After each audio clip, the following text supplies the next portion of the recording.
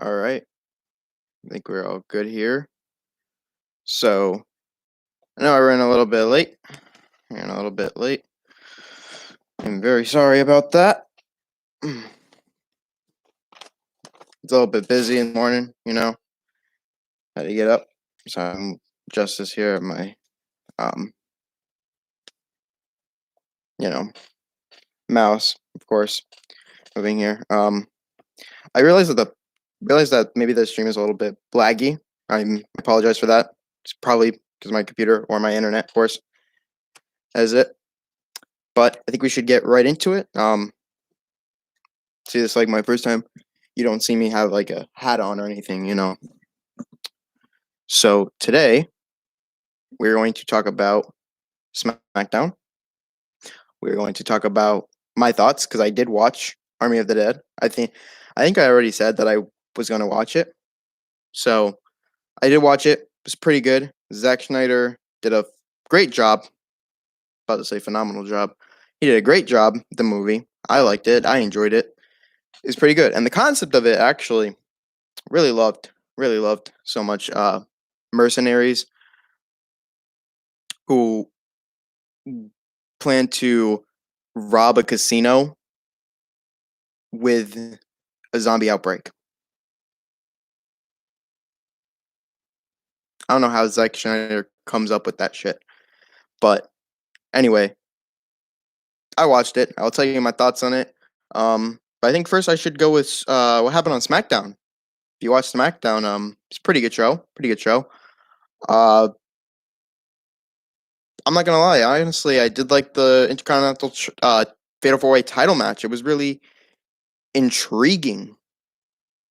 Intrigues me because literally of course, the ending, like, and for me, I kind of switched back and forth. So, like, I was also watching Breakfast Club, which was also playing because I never really watched that movie, and it seemed like a pretty good movie to watch. So every time they went to breaks, I'd always switch back and switch back. So some of the times I would not be able to catch it, so I'd have to, like, obviously go and watch the videos. But I understand the gist of it. I even saw the ending. I made sure I watched the ending before I went back to the Breakfast Club towards their ending. But let me get my phone. I'll be right back.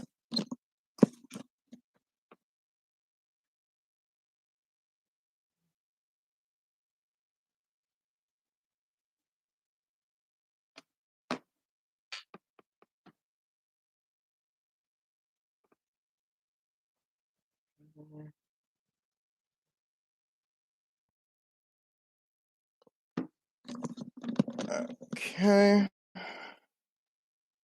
All right. So SmackDown. This is the May 21st, 2021 edition of the SmackDown. So we open up with SmackDown in a, I wouldn't say bizarre way, but in a, say creative way. They'd had Friday Night SmackDown's parade of champ of champions. The reason I'm putting air quotes is because someone, Mr. Paul Heyman, is not considering any of them champions. He is considering all of them title holders. But we in the WWE universe, we know they're champions. But to Paul Heyman and to Roman Reigns, they are title holders. They're not champions. They're still champions in my book. I don't care what Paul Heyman says. He just looks like a walrus. But in honor of the announcement of WWE returning to live events. Yes, guys, we all know that COVID has been a big problem in the US and other countries, and just a global wide spread. And if we get vaccinated, if we all do our part to get vaccinated, we all can stay safe. We can all be able to go back to our normal lives. We should be able to be outside and take our masks off and be able to do that. I still believe that when we are inside buildings, I think this has been said, if it's around your area, it's been said for mine, that we are able to not wear masks outside, or we're able to wear, we're able we don't have to wear masks outside. We have to wear them inside. Obviously for my school, but I'm gonna follow the guidelines of when I'm in public, I'll probably wear a mask. When I'm inside a building, I will wear a mask. When I'm outside, I probably don't have to, unless someone's near me. You know, but I am very happy that WWE is returning to live events. They are leaving the Thunderdome. They're going to leave it July 16th, 2021. I'm excited. I do hope that the guidelines of COVID does, do it. So while inside, I do believe that, um, people wear masks and social distance. But when outside, if WWE holds outside events, when I heard live events, I didn't think like leaving the Thunderdome. I thought it was more like, the live events. They do the live events, like they'll go different places in the world. So it's like tours, they'll go out to different places. One of them actually, obviously, Springfield, Mass. Obviously, there, out there, they did that. They actually did that. I was surprised. My cousin even told me one time that they did in your house in Springfield, Mass. before. So there's that. They obviously like have that. That's like one of the greatest things there. They do that, or they'll go to different shows. I went to 2 shows in my life for WWE. That's how much of a supporter I am. I went to 2 shows before. I think there was one time I went in 2013 with my godfather. It was in Springfield, same place. Live so far, but it is the 2013 one. I remember the main event. It was literally a 6-man tag team match. It was The Shield versus John Cena, Sheamus, and The Big Show. Remember, this was, I think, a build-up towards Elimination Chamber. I really think. And then I remember, I think 2016, John Cena taking on AJ Styles for the WWE Championship in, I think, a False Count Anywhere match. I think it's a False Count Anywhere match. It made a lot of sense. It was so great. 2016 was so great. I even kind of was a supporter of AJ Styles in that time because I always had the gloves and I always liked doing his sign. It's just so fucking amazing. But let's get back to SmackDown. In honor of the live events, I'm happy for them. Sonya Deville presented Friday Night SmackDown Parade of Champions. Not what Paul Heyman says, but it's whatever. As we did get the Parade of Champions and a lot of interruptions, Paul Heyman cutting everybody off, telling that Roman Reigns is a champion. So we're going to have a Parade of Champion when you should have said Parade of a Champion because Roman's the only one you're considering as a champion. But that didn't matter. As much as Sonya Deville congratulated, we got all the way through everybody. The father-son team of Dominic and Rey Mysterio. We got through Tamina and Natalya winning their tag team titles, women's tag team titles. Happy for them. Then we got to Apollo Crews, and then he interrupted and said, well, obviously he thought that she was disrespecting him because he's obviously defending the title. Main event, Fatal 4-Way, Kevin Owens, Sami Zayn, Big E, and Apollo. And he said he would retain. He obviously wasn't lying. He was retaining. But it just shows, I'm showing you guys this because I feel like WWE knows I'm onto them, guys. Listen, the parade was such a great opening because it shows you that I even said it before in the beginning. Once I saw this, I was like, what the hell are they doing? Oh, they're making an announcement of the live events because I heard about that. So I saw the parade. I was like, damn, they know I'm right. All the champions have something to do with family or history. Family, Rey Mysterio and Dominic Mysterio. Family, father-son. Natalya and Tamina, family with legacy, basically. This is the word used to describe their, why they're champ. It's basically why they're champions. Family, Dominic and Rey Mysterio. Legacy, family, Tamina and Natalya. Bret Hart and Jim Anvil Hart and Jimmy Snuka. Bianca Belair. Yes, it would be history, but the word for her run is representation. She represents her culture. She represents, it's history. Same with Apollo Crews. It's history. It's his background. It's not his family. It's his background. It's the history, his Nigerian descent. And then you have Roman Reigns, the Universal Champion, his family. I'm telling you, they did this. They did not do this purposely. It was destined to happen. So, the real question to the superstars on SmackDown who are not champions, how are you going to defeat these champions who care about their family and their history? How are you going to defeat them? The only way you can. You have to care about your family. You have to care about your history. You have to care about where you came from. That's where I feel like you need to become a champion. Anyway, when we got to Bianca Belair, we were cut off. Bayley came out. She obviously made facts. She spoke facts. She said the truth. Bayley carried the division. SmackDown, not so much Raw, but she carried SmackDown on her back. She held that title for the longest reign, and nobody's giving her credit. That's facts. She did hold it on her back. I'm giving Bayley credit right now. Bayley gets credit. She did. I'll acknowledge that. I'll acknowledge she carried the women's division on her back for SmackDown. But if it wasn't for Sasha, you wouldn't be the longest reigning champion. Say that. Bianca Belair didn't take into account what Bayley said. Bayley did say that Bianca Belair is a cheater. She doesn't deserve to be champion. We should strip her of the title. Well, Bianca Belair was like, no, bitch, come on. She went right down with the championship, held it high, brought it down, got into the ring. I was going to face Bayley. And Bayley said, you know what? It's not my time. It's not my time. It's not time yet. Freaking, who you think you are, Bayley? John Cena? Get your fucking I can't see you ass out of here. But there's something you didn't see, and that was big old Nia Jax and Shayna Baszler coming in to save the day after they freaking took out Bianca Belair. But that didn't matter because the tag team champions got this shit. You had Tamina and Natalya come down and save Bianca Belair. This is perfect. This is great. We get a champion versus non-champion match, and well, the non-champions won. As we get to another match, you obviously see Nia Jax, Shayna Baszler, and Bayley defeated the SmackDown Women's Champion and the tag team and the Women's Tag Team Champions. But there's something I'm also leaving out too within this parade. I feel like I left this out, but I want to bring it back. Obviously, that was the first kickoff match, kickoff SmackDown. But there's something else I forgot to mention. WWE made a big sign. Not even a big sign. No, not even a big sign. It was a big middle finger. Hell, it wasn't even a big middle finger. It was something like,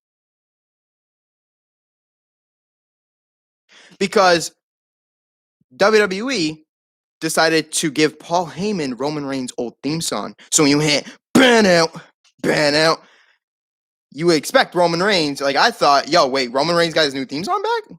So WWE did listen to the WWE crowd, to the WWE universe. Nope. These motherfuckers baited us. They baited us. That was a big FU. I found that to be a big disrespect. Roman keeps his dun, dun, like Bayley ass theme song.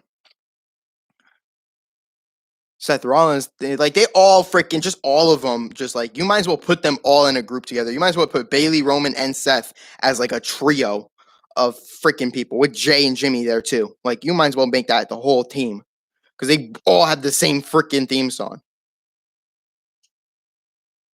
But anyway, I felt like that was a big FU with the Roman's old theme song to be with Paul Heyman. That's not okay. It's really not okay.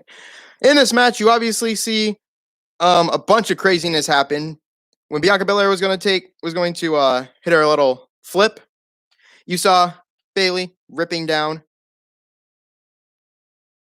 Belair, and as everything went on, we had Shayna Baszler lock in the Kirifuda clutch and made Natalya obviously tap out.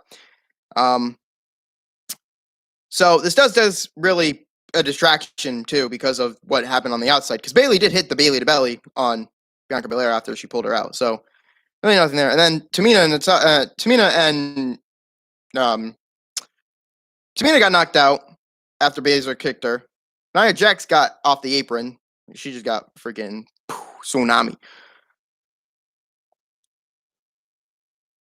But yeah, the heels win. But don't worry, we had a King of Strong Styles match next. Shinsuke Nakamura versus King Corbin without his crown. He looked like he was a bald ass. What I did like is that we did get to see something here too, is because something I really enjoyed. WWE, keep doing it. Like look into like I'm looking into the camera right now. Keep doing this.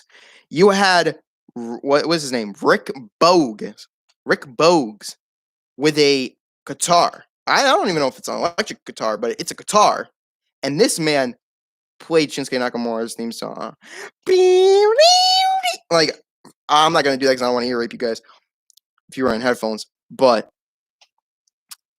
this man literally played the guitar to Shinsuke Nakamura's theme, and I loved it. It was just so great. The like that was so freaking great. I like that's what WWE needs to do with Shinsuke's theme song. They just need to have somebody there play his, on the entrance, just like that's just so great. I love it so much. It is so beautiful. Anyway, Shinsuke Nakamura did defeat Baron Corbin, getting retribution from last week, of course. But they lost because of another, you would say, distraction. King Corbin literally got distracted from Rick playing the freaking guitar. Shinsuke's theme, obviously. That was so freaking great, though. I loved it. Such a good match. And then, also, they were just showing pictures of Shinsuke riding around in the crown on his head in his car. He's doing his karate. I love that's so great. I love it. I love that WWE's doing the social media, thing with Shinsuke and the crown. Who's the real king. That is great. Next, after this, we got Roman Reigns out here doing his Parade of Champion after literally a good, 30 minutes after the fact that there was a Parade of Champions. It doesn't matter. Roman Reigns came out here, and oh my god, guys, I gotta tell you his suit. Bro. His suit. He looked like a Kingpin track coach, bro. He looked like a coach. But not only that, it was his outfit was actually a reference to The Rock when he was backstage wearing the same kind of thing. He had to just bring it. But guys, the funniest shit ever about that suit, that shit is Nike material. That jacket is from Nike. There is there's a patch logo on his freaking chest right there. And I swear, if you rip it off, it'd say Nike right there. It would say Nike because that's how they did it. Or it'd say, just bring it. Guarantee. And he had the suit to wear. And I know he was wearing Nike, bro. So come on. You can't just the only thing that was literally Roman's was probably his t-shirt. I was laughing at that though, too. I was dying laughing at his outfit. He looked like a bum. Anyway, I'm gonna acknowledge you, Roman. You are the head of the table. You are the tribal chief. But you looked like a coach. Get your treadmill running ass out of here, bro. I've seen you on Twitter. I've seen you. I got a message from my people. Head moving like this. All freaking. After a good long run, you start walking. You just start. Anyway, Roman Reigns mocked Cesaro. He had his own own little thing. He went through his history of when he came back. So at SummerSlam, he speared the Fiend, sent his ass to Raw. He made Braun Strowman, the monster of all men, pass out to the guillotine, sending his ass to Raw. Then what quote unquote Paul Heyman said, special counsel said, Roman baptized Jey Uso, which in a sense you can say that's true because technically that is true. It is true. He did kind of baptize him in a sense. He did. Then he put over Kevin Owens. Then he put over Daniel Bryan twice. But Elimination Chamber really didn't count because fucking he got that he still, he still beat him. Then at Fastlane, he beat Bryan. Then at WrestleMania, he stacked them and then pinned them both. Beat them, stack them, pin them. whatever you want to really call it. Then he sent Daniel Bryan's ass packing. Edge is nowhere to be seen. Then he beat Cesaro. So really, what is the next move for WWE? Well, I'm going to assume that it's Jey Uso. I'm not going to say Cesaro. I don't want to say Cesaro. But the injured Swissman, because he was injured, and you guys, if you guys haven't watched Up, Down, Down, they were playing Uno in person. Thank God. I love that. I say thank God because really it's been a long time and I've been wanting to see him play like actually in person. I think they spoke about it too in the episode. But his arm was casted up in the video, so that's how you knew. That's how I knew. Like, oh damn, he actually broke his arm. They actually injured his arm. Like, this is not injury prone. This is not fake. It's a real injury. But doesn't matter because Cesaro wanted a match at Hell in a Cell with Roman. He kind of got cut off because that's when, well, Seth Rollins out of nowhere launched another vicious attack on Cesaro. And guys, this is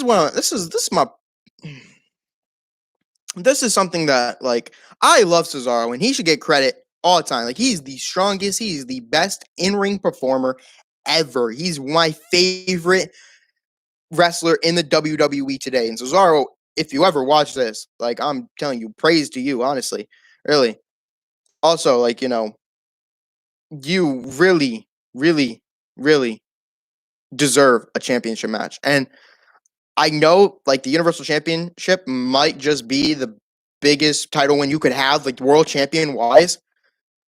I need to tell you, you should have won the WWE Championship way back then. You should have won the Intercontinental Championship way back then. Cesaro only held on, guys, to 2 championships in his career. He held on to a secondary title, that being the United States Championship, and the Tag Team Championships for both Raw and SmackDown. So in a sense, you could say 3 titles, but it's actually 2. The tag team counts as just one whole thing. So when you say tag team, Raw and SmackDown different. But I think it'd be nice to now give him a refresh, give him a rebuild, and they did that. If you didn't realize, this was Cesaro's first loss. At Backlash, it was his first loss ever since May of 2020. So, big loss. But Cesaro deserves all the credit he can get. So, my thinking at Hell in a Cell is Cesaro is not going to get his rematch because I think Roman's already, like, showed that he is the tribal chief. He's the head of the table, and he's going down a different route now. I think that at Hell in a Cell, and the reason they're doing Hell in a Cell is because of the family ties, because of Roman Reigns and his cousin. So, at Hell in a Cell, it's probably going to be the same exact match they had last year. Jey Uso and Roman Reigns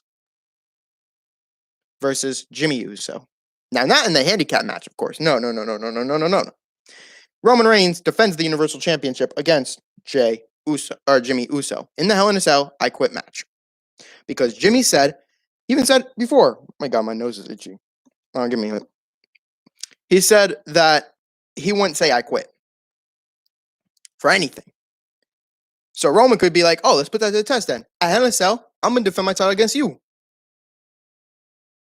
If you say I quit, you join the faction, boy. That's what happens.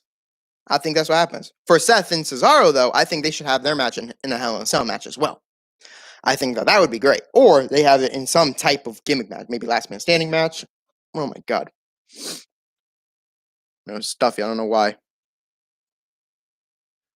But Cesaro just deserves a lot, man. And just to get beat up after having a good title match with Roman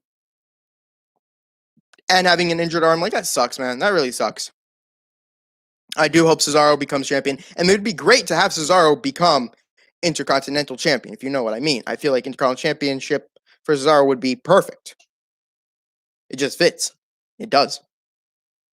The next match, we got Dominic Mysterio taking on Robert Roode. And Dominic Mysterio pulled out a great victory over Roode on SmackDown. But also, he got the victory at Backlash. Now, I heard some things that, like, a lot of people wanted, maybe they wanted Rey and Dominic to win at the next pay-per-view, which would be Hell in a Cell, or on June 20th, which is Father's Day. That would have been a great present for them. But this, you have to understand, the Mysterios should have won at WrestleMania. So them winning at Backlash makes perfect sense. I wouldn't want it either way. Maybe if you want to do a title match at Hell in a Cell with Dominic Mysterio and Rey Mysterio retaining,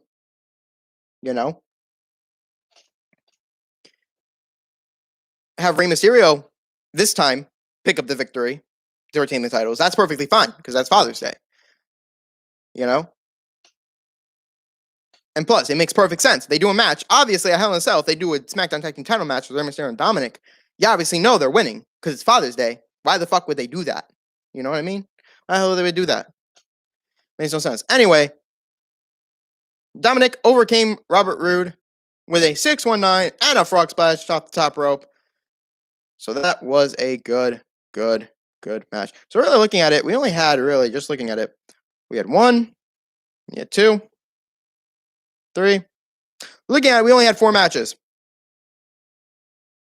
And a bunch and some other backstage shit. Because the next match we got is our main event. We got our main event, guys. Apollo Crews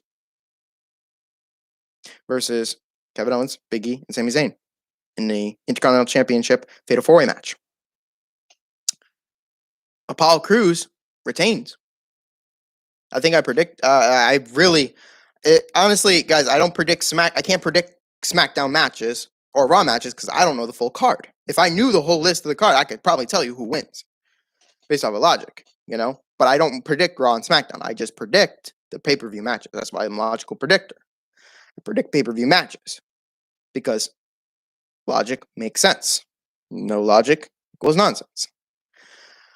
Anyway, this match was so great. We all thought that Azim would get in. Commander Azim would get in. He actually did.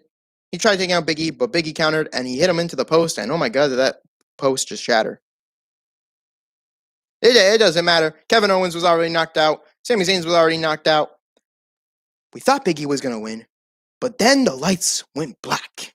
Everything faded to black. I was like, what? Why in the hell is it black? Why the hell what's going on?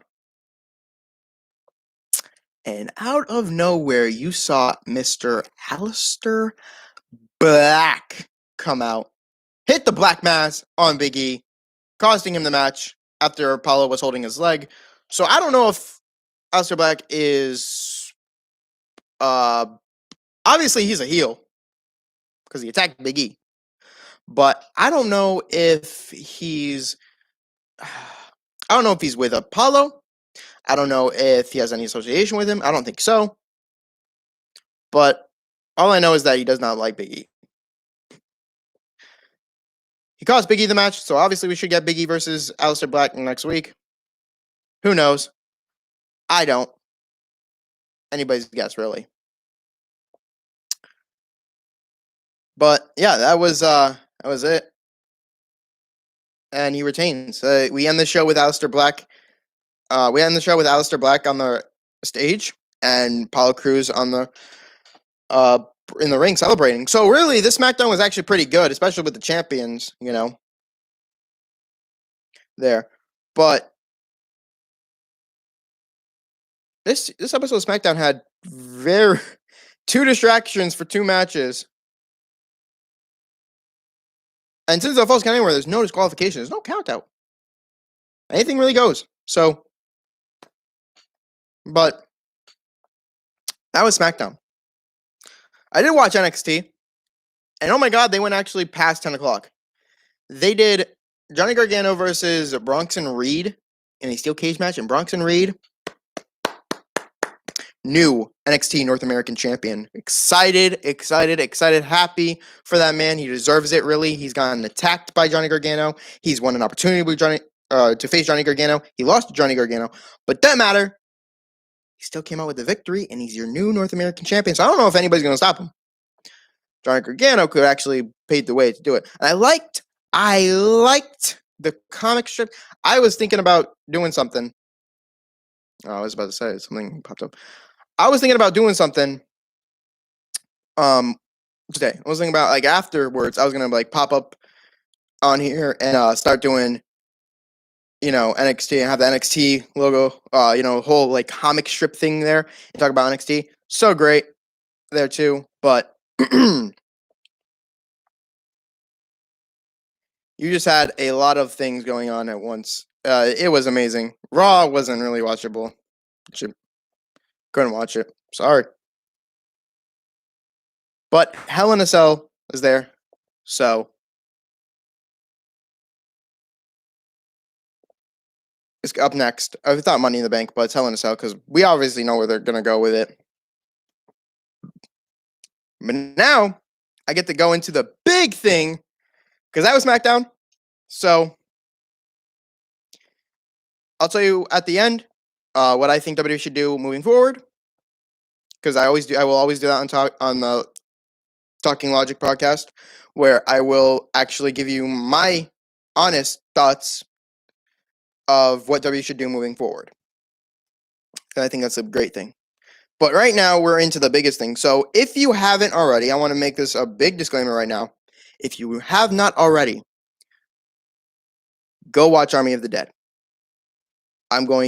There's not going to be, this. You could say this is a spoiler alert, which it is, because I'm going to be saying things that happened from the movie. And as I was watching the movie, I was making some notes here of like what I wanted to add in here. And it's pretty quick. I can get through all of them. But please, if you haven't watched the movie, go watch it. It's on Netflix. It just came out. It came out yesterday. Zack Snyder is the person behind it. And I'm going to start off with the first thing that's on this list. So that is Zack Snyder thinks he's Michael Bay, but he's not Michael Bay. Like he did, like, we start off the movie with a freaking car collision. Just boom. That's when we get the zombies out here. And the zombies start fucking taking over Las Vegas. And then they start playing the song, Viva Las Vegas. Viva Las Vegas. Like, you go through all of that. That's your opening. You have all the credits rolling shit there. But he really thought he was Michael Bay with that car crash. And all the boom, boom, all fireworks and shit. Boom, boom, boom, boom, boom. All this. Well, whatever. You know? There is another thing that I did find surprising when I watched the film. After the whole credits of, Las Vegas being turned into zombies, we hear a newscaster say these exact words. I even copied it word for word. Here we go.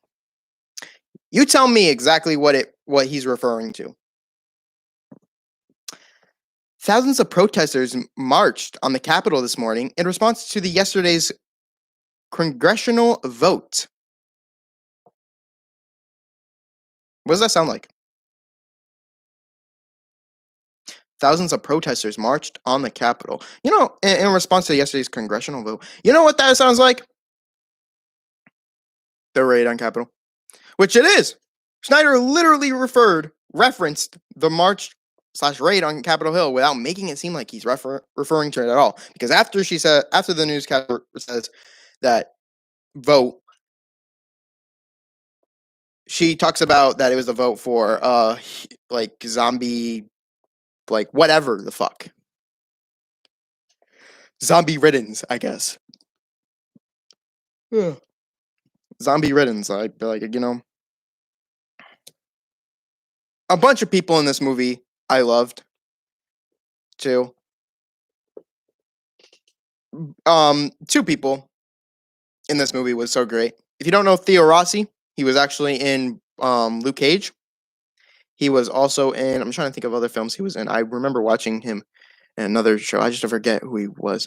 But he was this like police officer dude, or like an officer dude. He was so funny too. Like, there's this German guy who looked at him and was like, what the fuck are you looking at? He's just one of my favorite fucking actors in any movie or show. So really, like, he's just so great, man. Dave Bautista is also on that list too. Like, he's also great at acting, even without the Drax makeup on. Super, super unbelievable. So great from those two. They did a great job with this movie. Zack Snyder did a phenomenal job with this movie. So great. I enjoyed it completely. as I continue to watch the movie with their master plan of taking over the casino and raiding and getting all the money they can, there was also this like tension of divided love between Dave Bautista's character and his daughter Kate. It's beautiful and it seemingly fits in the movie perfectly. Like honestly, because Dave Bautista's character in the film, the family that he had. Obviously, what happened is that his wife got turned into a zombie, and Batista's character had to kill the mom, and the daughter watched on and saw that.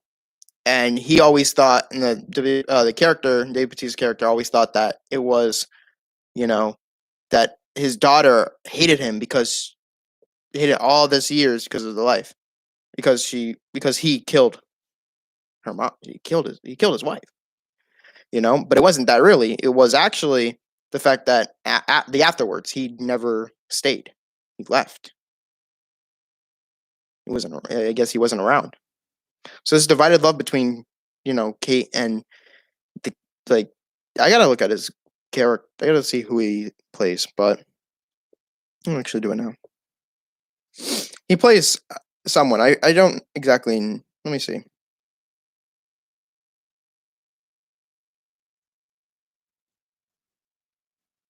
Scott. Oh yeah, Scott Ward. Okay, he says it. Yeah, Scott Ward. So Scott Ward and his daughter Kate. Just all that. It's just so great. I loved it.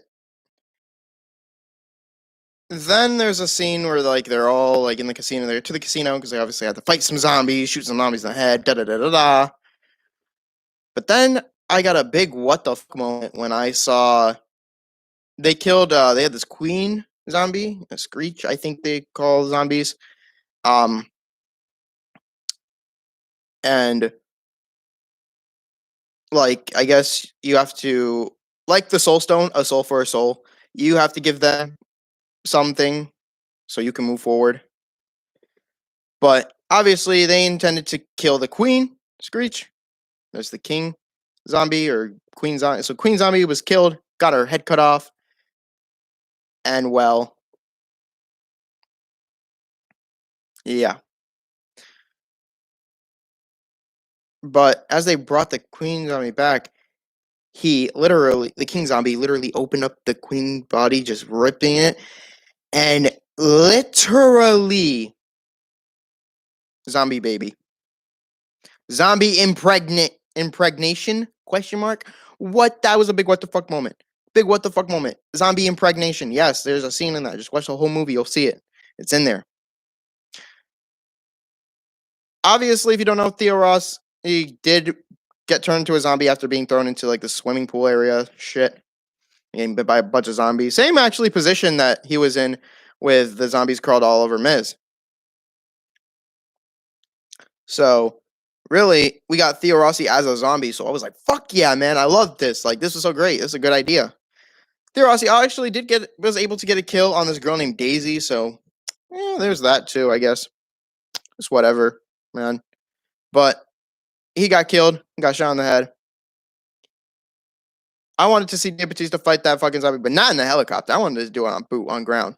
That would have been great. But that King Zombie beat the fuck out of Omar. What was his last name? I have to cast again. Omar Hardwick's character had a great ass fight with that shit, There was another kill in there too. You had freaking Maria Cruz, played by Anna de la Rugra.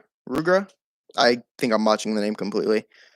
Oh my god, they were about to go up on the elevator and the zombies came down and the zombie just freaking twisted her head around and oh my god, I was like, because right at that moment there was a scene of love between Scott Ward and Maria Cruz, like just a little, love scene, and then boom, head twist, like oh my god, what a plot twist. Pun intended. Oh my god, it was just so great. So great. You had Ludwig, who was the German guy. He was doing the Volt. to a scene. He needed silence, just silencio, silencio, and he got it open, but he shoved Omari Hardwick's character in there into the vault with all the money, and he died. Now the zombie king, I don't know, he just got killed off screen. So there's that. You had this other big fucker. Who was this guy? This guy named Martin, freaking turning his back on everybody. He even killed this other chick that was there. I think her name was it Lily? Yeah, I think her name was Lily. Or Chambers. Chambers? Yeah, Chambers. Screwed her, taking the freaking glow stick and throwing it on the other side, getting her killed. You know?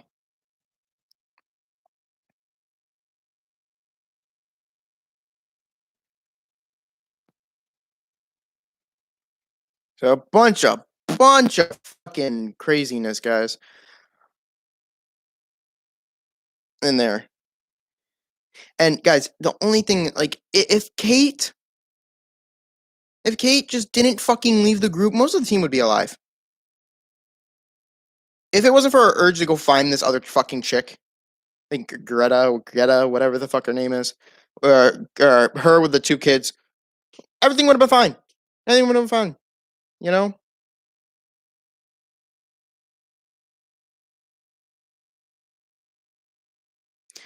Also here there's a moment like, you know, that moment like, this is just why when you think you've lost but you really didn't, you know, you really didn't lose, that whole cliche. Yeah, that was there until, like, you know, they saw the nuke and it blew up all of fucking Las Vegas. And I was like, once I saw the nuke, I was like, holy shit, the nuke fucked Las Vegas hard. Like, that was just big boom, you know, big boom there, big boom nuke. That movie was just so freaking good. Cause I could watch it again. Like, I could literally watch it again if I wanted to. It was just so great. Thank you to Dave Bautista for literally, like, shedding light on this movie. It was a pretty fucking darn movie. Like, I have 4 favorite characters in that movie. Omari Hardwick's character, Vandero, or Vanderohe. Dave Bautista's character, Theo Rossi's character, Scott Ward, Vanderahi, Rahi,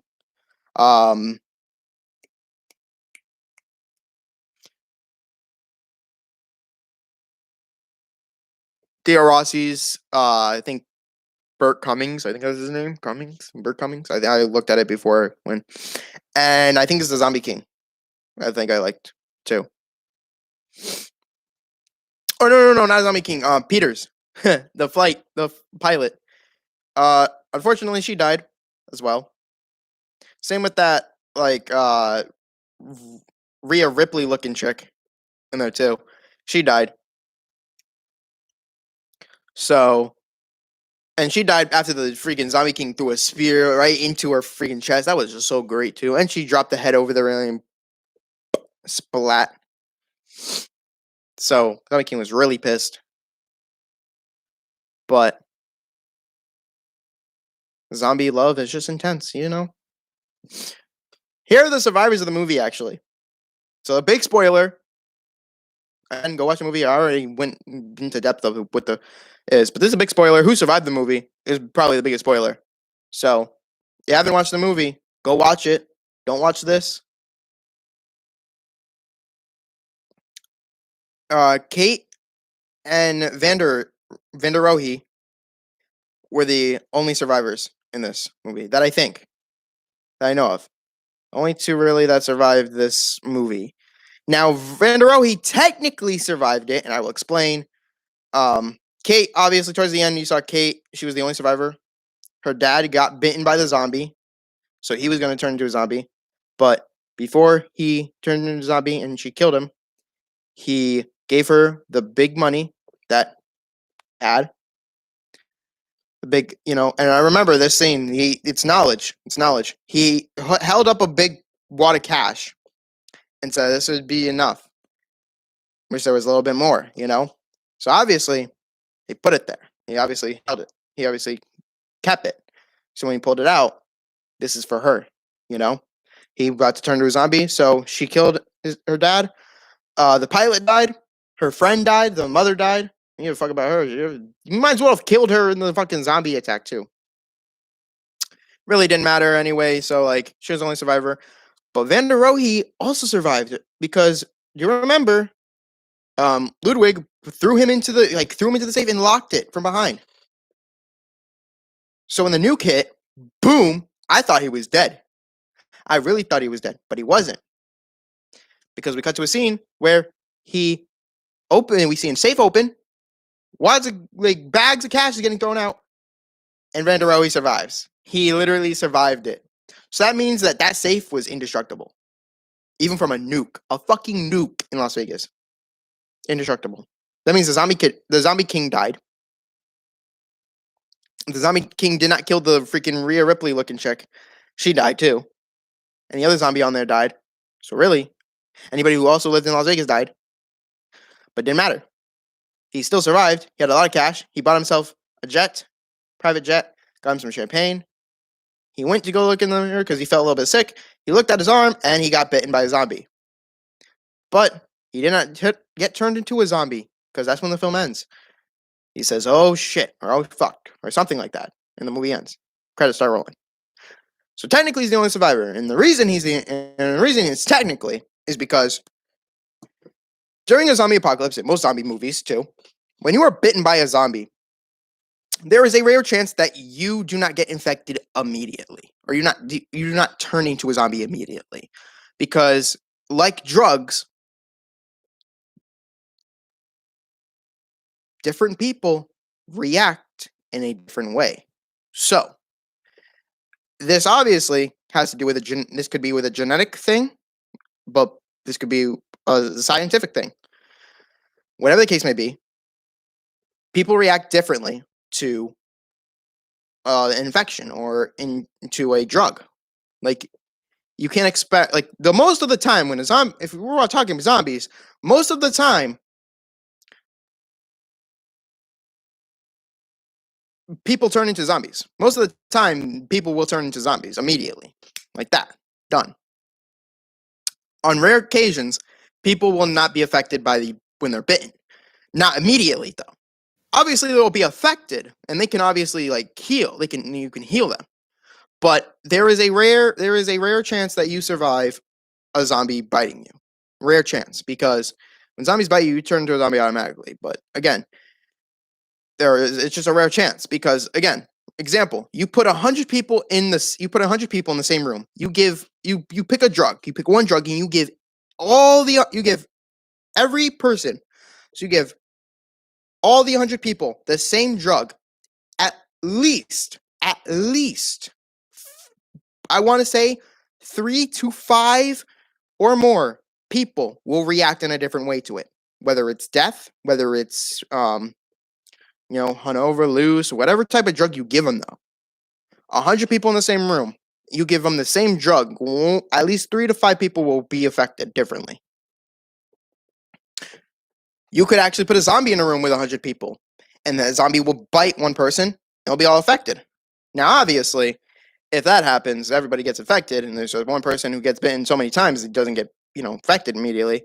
Obviously, I guess that at that point, it needs 2 bites to affect that person. But I don't know. Why am I not? Okay. Something really might messing up. I guess I wasn't responding. But yeah, Van der Rohe got bitten and in the movie, so he didn't really he got affected, but not immediately. He didn't turn into a zombie yet.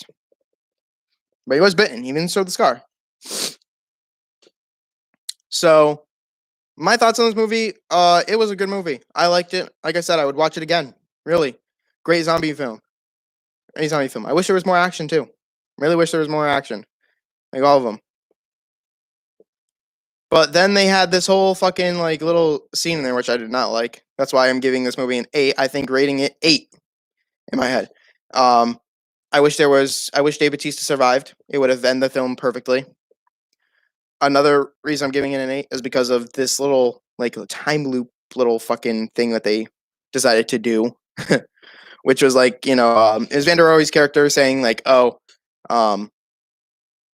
maybe we're, we could be in a time loop, we all be asleep or something in a time loop where, because they saw dead people trying to crack the safe as well. So this time loop of where, oh, so maybe this is just us and we're in a time loop and we're just, every time we go there, we're going there, we die. We come back and we try to do it again, but we die. And every time we're just stuck in a time loop.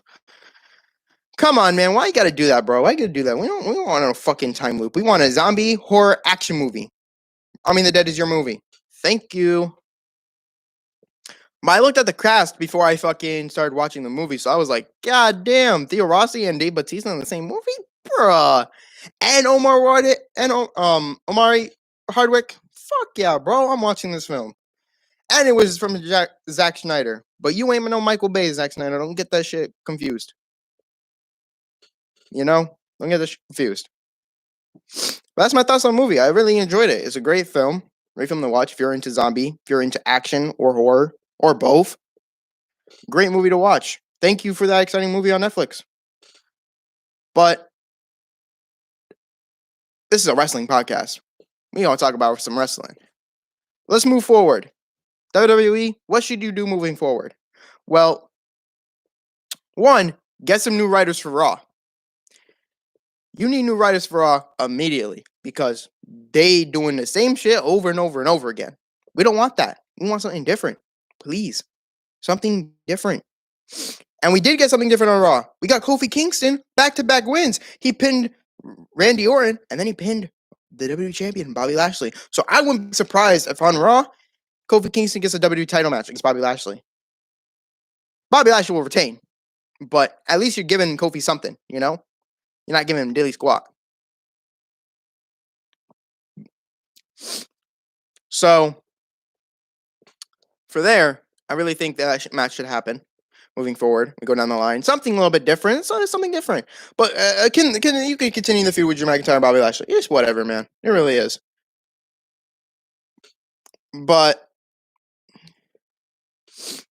we also need to do something for SmackDown. For SmackDown, you need to have Cesaro versus Seth Rollins in a Hell in a Cell match. And Roman Reigns versus Jimmy Uso in a Hell in a Cell match. I know you're gonna also on SmackDown. You're gonna get next week the Street Profits versus the Usos. Jay did not agree to it. Jimmy wanted the match, and you need to amp it up, build it up, make it some, make it hype. Do something like that, hype it up. So that's what they did, but Jay didn't agree to it, and he had to tell Roman. So when he says we, it means Jay. It means Jay and Roman. It's not Jimmy and Jay. And Jay did the most. If it wasn't for Jay, Roman really wouldn't be where he at. Well, actually, wrong. If it wasn't for Jay, from after Hell in a Cell to move forward, then yeah, it really, to be completely honest, Roman wouldn't be so dominant. His ass up. That's it. What about the time he was what about the time Cesaro swung him around when Daniel Bryan was here? Remember that? Roman didn't care about that. He only cared about himself. You know what's crazy? I love that Roman gets mad when someone says that, he only cares about himself. Jimmy Uso is just one of my, if that is his position, if he basically, and I think this is going to be his position, it just points right directly to that. Jimmy Uso will not acknowledge Roman Reigns at the table. He will not. Not yet. But at Hell in a Cell, he will. And the reason he will is because of his brother Jay. Jay Uso has to make the decision. I think he's going to stick with Roman, and Jay Uso is going to screw over Jimmy. But Jimmy Uso is not going to acknowledge Reigns until Hell in a Cell. Because at Hell in a Cell, Jay Uso will screw over his brother. Jay Uso will literally make him say, I quit, or make him part of the family again. Roman Reigns is going to attack Jay in order to get Jimmy to agree.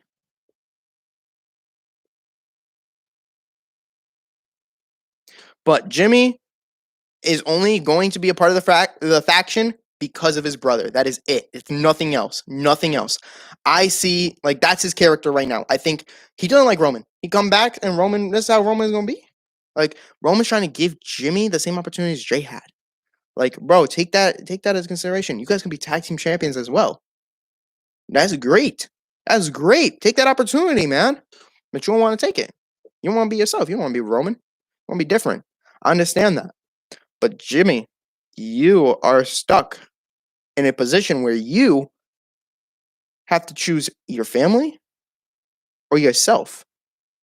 Selfish versus pride. That is something that really like sticks hard. It's like a stake in a heart into a lot of people. Selfish or your familia, man. Pride is a big thing for Jimmy too. That's why I brought up pride. Pride or selfish. Your pride for your family or your selfishness because of yourself.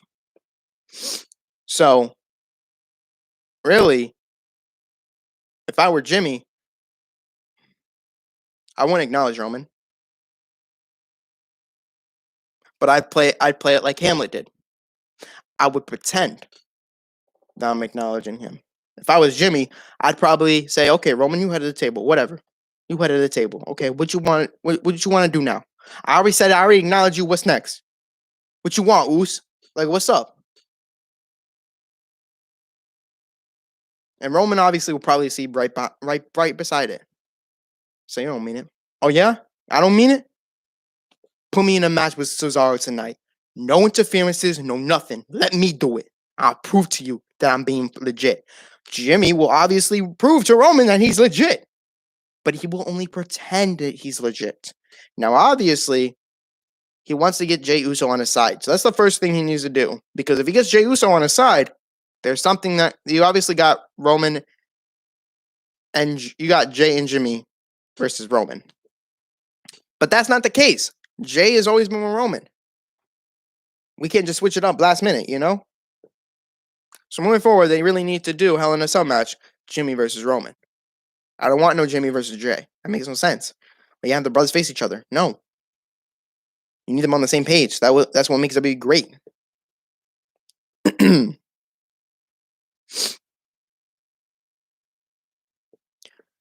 Moving forward, we need to have... I don't know if this is true or not. Do I want to see it? Hell no. Bianca Belair versus Bayley in a hair versus hair match. Hell no. We already got a tease at that for fucking Sonya Deville and Mandy Rose, and you guys didn't even fucking do that. So hell no. Fuck no. Nope. Not happening. Not gonna happen. Don't like it. Nope. I do not want to see Bayley bald. Hell no. Ridiculous. Nope. Does not make sense. Does not make sense. Does not make sense. What else moving forward? Honestly, the tag team championship match should be actually the Usos versus Dominic and Rey. That'd be a great match to see. That'd actually be pretty cool. But like I said, I feel like they're gonna lose it to Otis and Gable, and that's where the downfall is gonna happen. Like they're gonna become tag team champions, or you give it to the Usos. Usos or Chad Gable and Otis are gonna become tag team champions next. Like that's gonna happen. That's gonna happen. But you need to keep Otis and Gable off of TV for a while, or make them cut promos here and there, backstage. You know. So because if we put them right now with fucking Rey and Dominic, they'll put them over like that because they already kind of did. But Rey Mysterio and Dominic Mysterio picked up the victory over their feud. So you need to keep them off the shows for a little. You need to keep them on the shows for a little bit before you put them right back on, because I do know that they're going to become the next tag team champions, and that's how it's going to go. You're going to have a domino effect. So we had Roman become the Universal Champion first, then we moved on to I want to say Bianca Belair, right? She became. Right, she was next. Yeah, I think she was next. Bianca Belair was next, become her champion. Apollo Crews became his. Then we had the women's tag team championships. Then we had Rey Mysterio and Dominic. So Rey Mysterio and Dominic are going to be the first to fall. They're going to lose either to the Usos, which will put it right back where it is. Family again, same fucking thing. If they do it. But they'll to Gable and Otis. They'll be the face. They'll be the heels because that's what we're setting up for in the future. So Gable and Otis will take the tag team titles away from them. This is how the championship domino effect is going to fall. First, I want to see them go in reverse. So Jay and Jimmy will gain the tag team titles, right? They'll gain the tag team titles from Ray and Dominic. Ray and Dominic will be wherever. Ray might retire. Ray will pass the torch on to Dominic. Dominic will be a singles competitor. Something like that. Or it could be a tag team. Doesn't really matter. The Usos will lose it to Gable and Otis. They'll be the face. They'll win. They'll win the tag team. So Gable and Otis will win the tag team titles. Next should be Tamina and Natalya. Well, how are we going to get away from them? Well, you could bring a team from NXT in, or what I think would be great, you could do Dakota Kai and Raquel Gonzalez. That's probably my best sense. I don't want to see Nia Jackson and I don't want to see Nia Jackson and Shayna Baszler take the titles off of them. So you could do that. Raquel Gonzalez and Dakota Kai come in the WWE and they take the titles from them. 3. The third one was Apollo Crews. Apollo is going to lose it to Cesaro. I think that's a good option to go with. Cesaro takes the Intercontinental Championship. But now with Bianca Belair and Roman Reigns still as champions, like we're only going to have 3 new champions, but 2 retain. You have Bianca Belair and Roman Reigns. Who's going to take it away from them? Well, for Roman, that's easy. The Rock. When we get to that point, The Rock should take it away, or Big E. I was going to say Big E Langston. I loved him with his Big E Langston. 3 ain't enough. We needed 5 on. I like that. Anyway, Big E should be the one to take it off him. He should be a big star. He should be great, and I think that'd be great. That'd be a SummerSlam match. I really think that Big E versus Roman is a SummerSlam match. I don't think it's a WrestleMania match, guys. I don't. I think it's a SummerSlam match, and that's the best thing to be too. A SummerSlam match is best for that, because The Rock versus Roman, that's a fucking WrestleMania match. If you think about it, that is a WrestleMania match. Big E is going to lose, but he's going to put up a great fight with Roman. Obviously, Paul Heyman has been a big fan of Big E, and to now have him move forward and probably get that push, that's great. So, Big E versus Roman at SummerSlam, that should be great. But I can see Big E taking the title off of him. But it's going to be The Rock. The Rock's going to take the title off of him, hopefully, if he has time. For Bianca Belair, I'm not sure who's going to take the title off of her. I don't. If we can do a draft and have more women on SmackDown, I could tell you. But my guess, if we break up Liv Morgan and Ruby Riott, Liv Morgan, for sure, taking the title away from Bianca Belair. And her holding it. I can see that. I can definitely see that. Definitely. 100%. That's in the future. I think that's how the championship domino effect is going to fall. I think that's how the champions are going to lose their titles. So,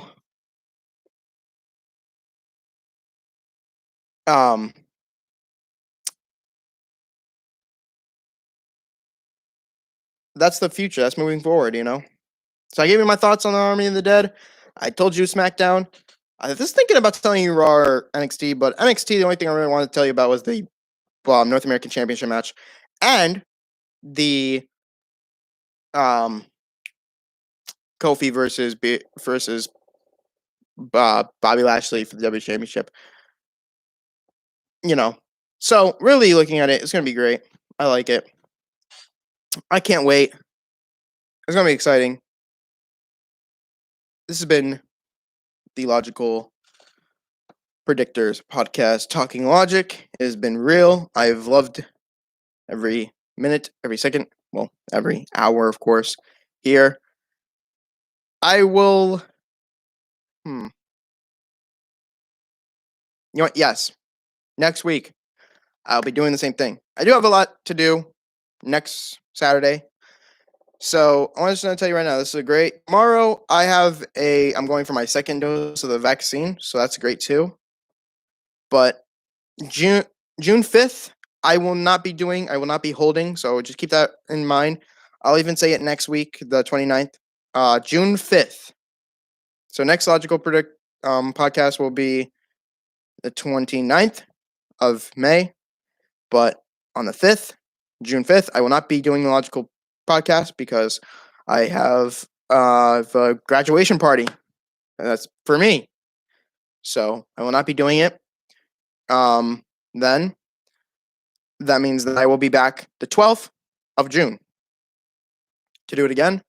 So yeah, it's been Talking Logic. Hope you guys have a good day. Stay safe and keep it real.